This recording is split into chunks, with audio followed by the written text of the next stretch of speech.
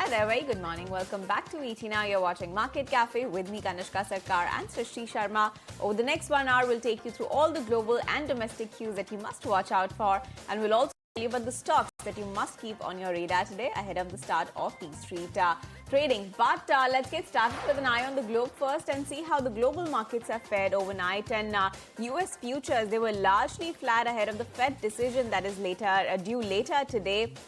Now remember, Fed is so far expected to deliver a third 25 basis points rate cut this year. All of this is going to come on the back of US job openings, which have risen modestly in the month of October. So yes, that's about some of the data that we are watching out for as far as the US market is concerned. But remember, US stocks have remained largely steady ahead of the Fed's decision. If we talk about overnight moves, the Dow Jones Industrial Average that saw a decline of about nearly 0.4%, whereas the S&P 500, that was the one that actually gained. It was a mixed day for the US markets. S&P 500 that slipped about 0.1%. Dow also fell about 0.4%, whereas Nasdaq, that was the one that ended in the green, about 0.1% higher, all thanks to Broadcom, Tesla and Alphabet. Now remember, a rotation into small caps, that's also taking place. The Russell 2000 that hit a record intraday high as prospects of additional rate cut, they've boosted the sentiment there. Now if we talk about some of the individual stocks and the movement over there overnight, JP Morgan saw gains, saw a decline of about 4.5%. Tesla saw gains of more than 1%, whereas Broadcom and Alphabet, they also saw gains of more than 1%. So these are some of the stocks that actually held the fort for at least the Nasdaq over in the US. So yes, Srishti, a mixed day rather coming for the US, but largely steady. All right, but yes, it's the big event that everybody will be watching out for, and that is the FOMC meeting outcome. But along with that, let's also tell you what's really happening in the world of commodities, what's happening with the crude oil prices. As of now, it's trading absolutely flat. But on to the data side, the US crude oil inventories did decrease for the third week. Crude oil extends the downward trend on ample supply. This is what we are getting to see as of now. Crude is trading absolutely flat, and especially Brent oil is hovering around that $62 per barrel mark. But when it comes to the commodity space, though gold is trading flat, but very interesting moves when it comes to silver. As we speak right now, silver is still up almost 0.6%, but along with that, silver has actually touched new record high. We have been talking about silver making a breakout at a 14-year high, but now it's the new record high that has been set by the silver that has soared above that $60 per ounce mark. So definitely great moves over there. And definitely investors are watching out for the IEA as well as the OPEC Plus guidance, and of course what the FOMC outcome is. Alright, so that's about commodities, but now let's talk about the biggest outcome that we are expecting today. Now, hopes for a December rate cut, they have strengthened after firmer consumer spending data, with markets pricing in an 89% chance of a 25 basis point rate cut. But the Fed heads into the meeting deeply divided. Analysts are expecting multiple dissents as tariff-driven inflation risks, they collide with signs of cooling labor markets.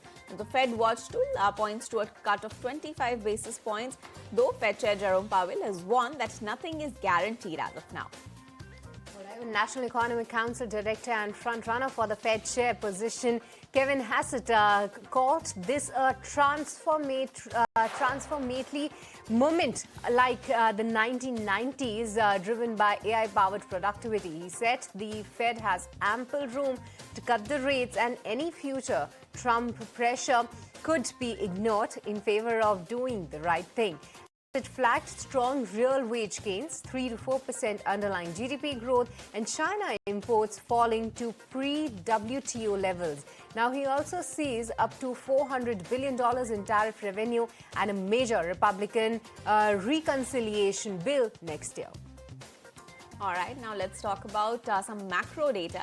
US job openings, they've edged up slightly in October to 7.67 million. But the labor market is clearly losing momentum. Hiring fell more than 2 lakh And resignations, they plunged to the lowest level in nearly 5 years, which is a sign that workers are growing cautious as tariff uncertainty weighs on sentiment. Now, with the Fed meeting underway and another rate cut expected, economists are saying that policymakers are looking at getting ahead of the cooling of jobs engine that surged only briefly in September.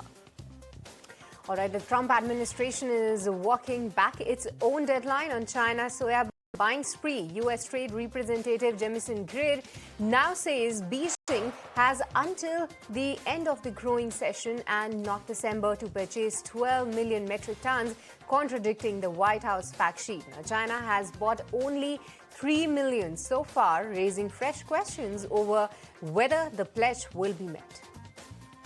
All right, then let's move on to some more global updates. Now, the International Monetary Fund has approved a fresh $1.2 billion funding to cash-strapped Pakistan. Now, this fresh round of funding at a time when countries battling to recover from one of its worst economic crises in years due to flood devastation.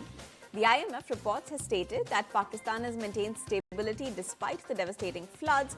Cash-strapped countries are currently in 24th IMF program.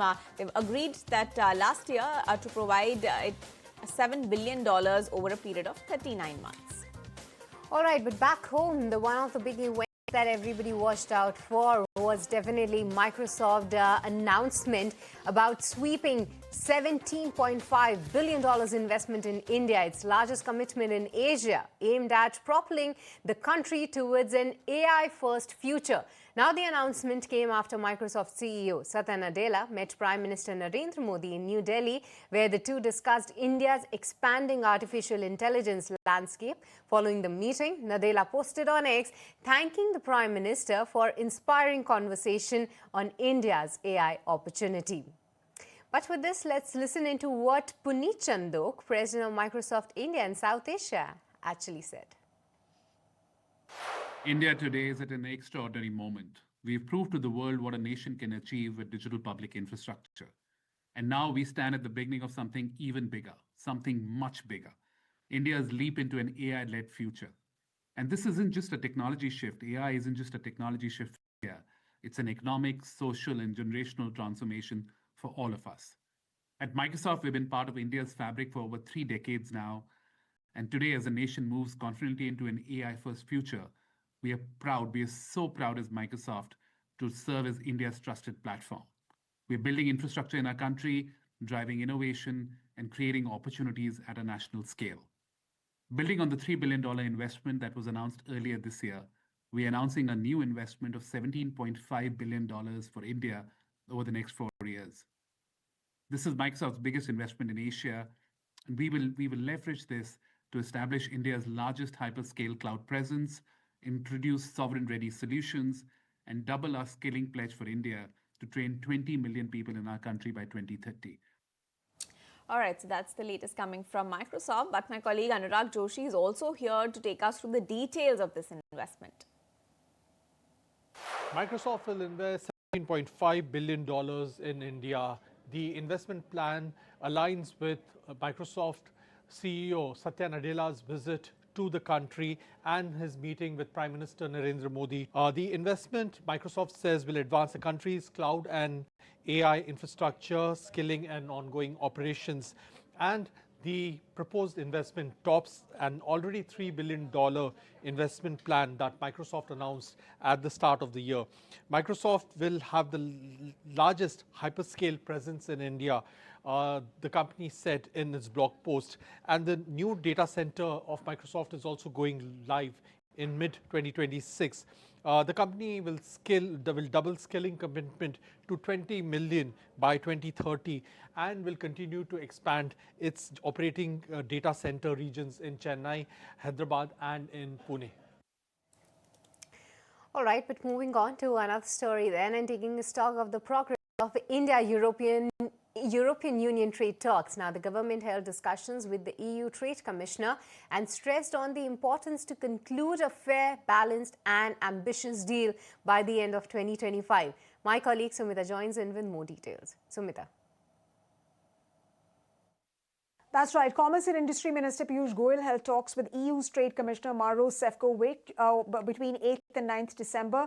And this visiting delegation, there was a visiting delegation as well. It was headed by DGFT Sabrine Weynard, who is the European Trade and Economic Security Commissioner as well. Now, when we talk about Maros's discussions with Minister Piyush Goyal, while they were aimed at providing a strategic guidance to the FTA negotiating teams, in fact, technical discussions as well were held from 3rd to 9th December 2025.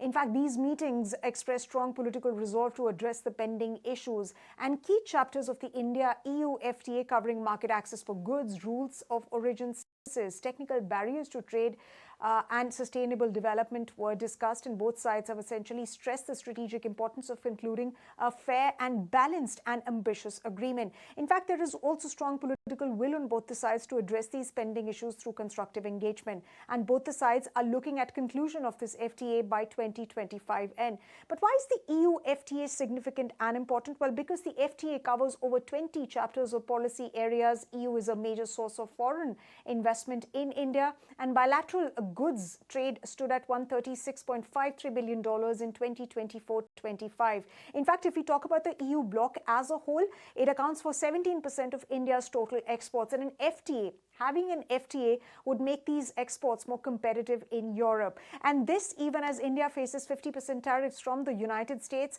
and that conclusion of an FTA will give a major breather to India's exporters. If we talk about exports, India's exports to EU, well, it includes ready-made garments, pharmaceuticals, steel, petroleum products, and electrical machinery. So all of those segments will gain access. They will be benefited exporters in those areas. However, CBAM, market access for autos, steel, and rules of origin, they remain the key sticking points. So it remains to be seen how those points essentially will be addressed. But if we go by what Herbie Delphin, the EU's ambassador in India, he said that this agreement would help de-risking the very fraught environment of the world economy, and that there is strong political commitment to conclude the FTA. All right, so that's the latest on India and EU trade deal. But let's also get you what's happening on the India and US front. Now, as US negotiators, they're headed to India for 2 days of talks to try and seal a trade deal. US President Donald Trump has threatened fresh tariffs on Indian rice, citing concerns over rice dumping in the US market. Now, Washington has already imposed 50% of tariffs on Delhi. That's the highest on any country globally. Sumita is back with us to tell us how likely are we to sign this deal by the end of 2025.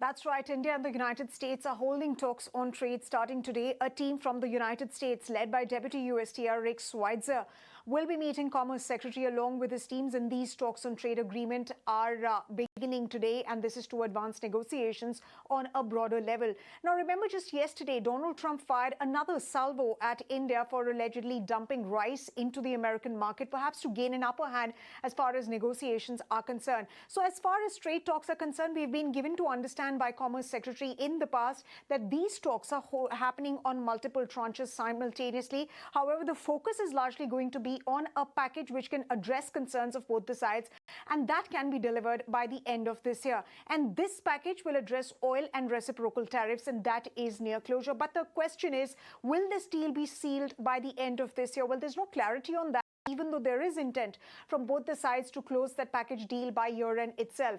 In fact, the Commerce Secretary stated a couple of weeks back that it's only a matter of time before this decision is taken. A political call on this needs to be taken. In fact, via this visit, which, by the way, is not a formal round, both the sides remain hopeful of signing a framework deal by the end of 2025. And both sides, through this deal, are trying to sort of communicate that communication channels are being kept open to keep bilateral ties on track.